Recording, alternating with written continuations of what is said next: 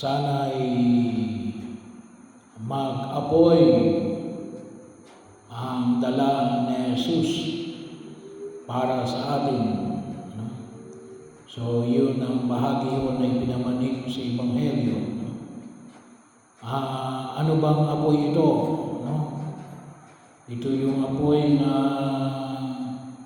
dulot ng pagbaba ng Espiritu Santo na nawa ay higit natin pakinabangan, lalong-lalo na yung tinatawag natin yung 7 gifts of the Holy Spirit, yung kaalaman, karunungan, bahagi yun na maaaring magdulot sa atin na higit na lakas upang higit natin pakinabangan ang biyaya ng pagliligtas ng Diyos sa mundong ginagalawan natin.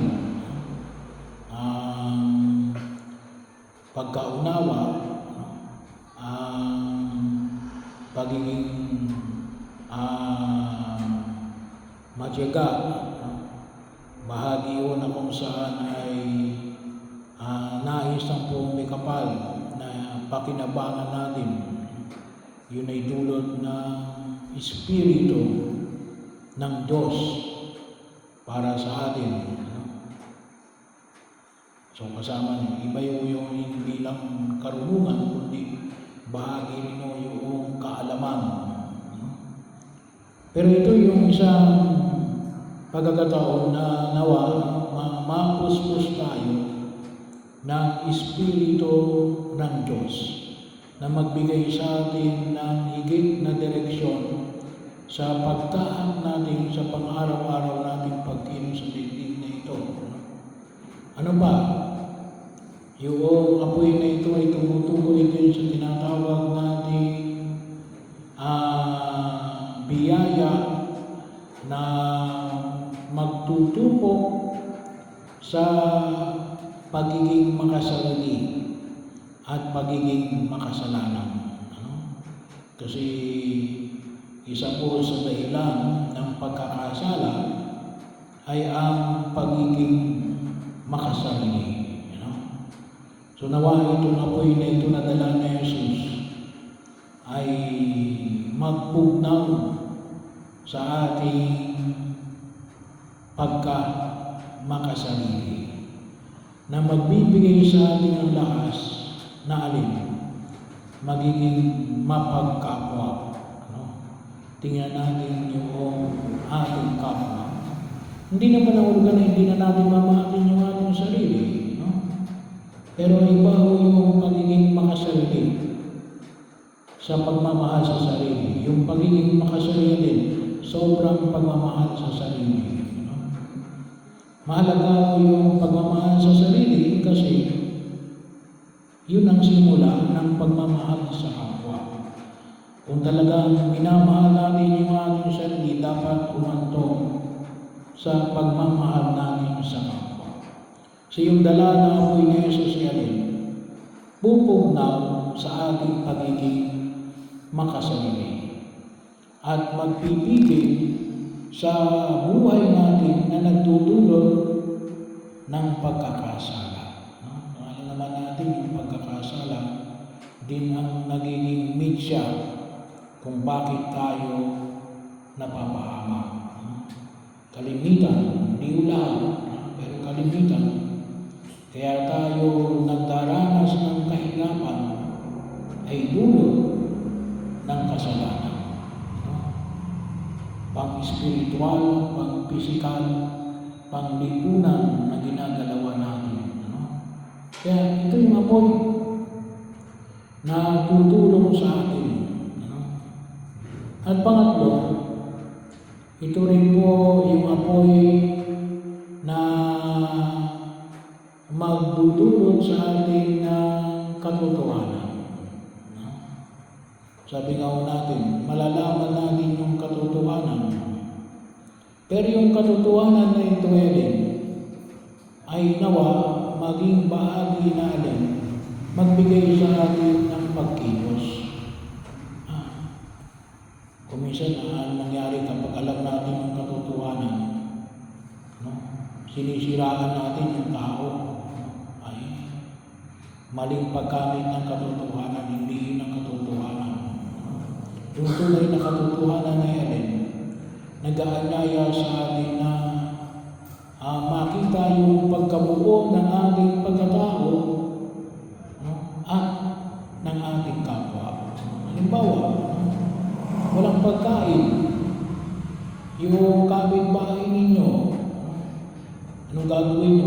I-dismiss yung kapitbahay ko naghihirap. Maling pagtugon yun sa katotohanan. Anong dapat na pagtugon sa katotohanan? Ang walang makain ng ating kapitbahay, ibigyan ko ng kanin at saka ulam. Yun ang pagtugon sa katotohanan. Yun ang apoy na dulot ng ating Panginoong Jesucristo. Bahagi yun. Kaya kung mapapansin natin, doon pa lang sa apoy, ay marami na tayong pwedeng pagnilay-nilayan. Siguro nga, kasi 8 minutes na. Sa apoy pa lang. Pwedeng na rin ng aking humiliya. Yung pangalawang hamon, dadaanan lang natin ng mga panadalian ay alin? Ay yung tinatawag natin yung presyo ng pagsunod kay Jesus. May presyo. Lahat may presyo. Wala akong tinatawag nating freelance, libreng tanghalian. Hindi, lahat yun may presyo. Maaaring hindi ka ngayon sisingilin yan, pero sisingilin ka niyan. Ganon din yung pagsunod kay Jesus. Hindi free ride yan. No? Ay ano yung presyo ng pagsunod kay Jesus? Kasi sa pagsunod kay Jesus may dalawang pagtugon. Isang pagkagusto at isang pagkaaya. At yun ay papipiliin tayo. Ikaw ba'y kay Kristo o laban kay Kristo? Kaya, maliwanag na sinabi ni Jesus, yung 5 sa kasambahay, yung 2 ay mahati, 2 laban sa 3, 3 laban sa 2. Yung tunay na pagkilala kay Jesus ay alin? Kinakailang mamimili ka. Ano ka? Pagkilala mo kay Jesus, mangungurakot o hindi mangungurakot? Kinakailang pamili ka eh. Kung ikaw ay talagang kay Kristo, anong gagawin mo? Magsisinungaling o magsasabi ng totoo? Bahagi yun, may presyo yun. At kung minsan, yung presyo na hinihingi ng ating pananampalataya, may iba't ibang halaga. Yung ibang halaga ay maaaring magaan lang. Yung iba ay medyo mabigat. Na binayaran ng ating mga martir. Kasi bakit? Yung pagpili nila kay Jesus buhay. Buhay ang kanilang inialay. Bahagyo. Si San Antonio de Padua, makita ko natin yung kanyang pagkilos na alin ay pagsunod sa pamumuhay na alin na pagiging payak, pagiging payak, pagiging simple, walang palamuti sa katawan. Bahagyo na kung saan ay makita natin, hindi magarbo. Yun yung kanyang buhay na pinili. Yung sila ay mag-aayuno, sila ay maglalaan ng panahon ng panalangin. Bahagyo yun na kinakailangan natin makita. May mga pagkilos. Kaya ang sabi niya ay hindi kapayapaan ang dala ni Jesus, kundi pagka-iwa-iwalay. Kasi tayo ipapanig kay Jesus at ang pagpanig kay Jesus ay isang paglaban sa makabundong pagkilos sa daigdig na ito. Hindi pwedeng mamamangka ka sa dalawang ilog. Hindi pwedeng sabihin mo na doon sa kabila, bagay tayo, dito sa kabila, bagay rin tayo. No? Hindi. Kinakailangan tayo ay mayroong tutulungin na pagkilos dahil alin tayo ay kay Kristo. Kaya kinakailangan mamili tayo at ang lalong humigit sa lahat, iahanda natin yung ating sarili. No? At yun ang panalangin ni Jesus. Naway tayo ay mapuspos ng apoy na ito, mag-alabin tayo ng apoy na dulot ng ating Panginoong Heso Kristo. Sa pamumuhay ng pagkilos natin sa daigdig na ginagalawan natin. Bahagi yun na nawa ay patuloy natin ipanalangin sa harapan ng buong may kapal. Sabi nga natin, kinakailangan tayo ay pumili para kay Kristo. Nawa huwag natin piliin ang laban kay Kristo. At ito yung paanyaya na ipinapahayag sa atin ng buong may kapal. At kinakailangan natin, kinakailangan na tayo ay kumilos.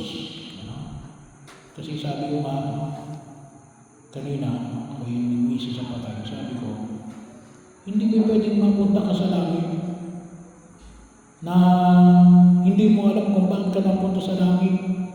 Ano? Hindi yun. Dapat alam mo, ito yung direksyon na patutunguhan ko.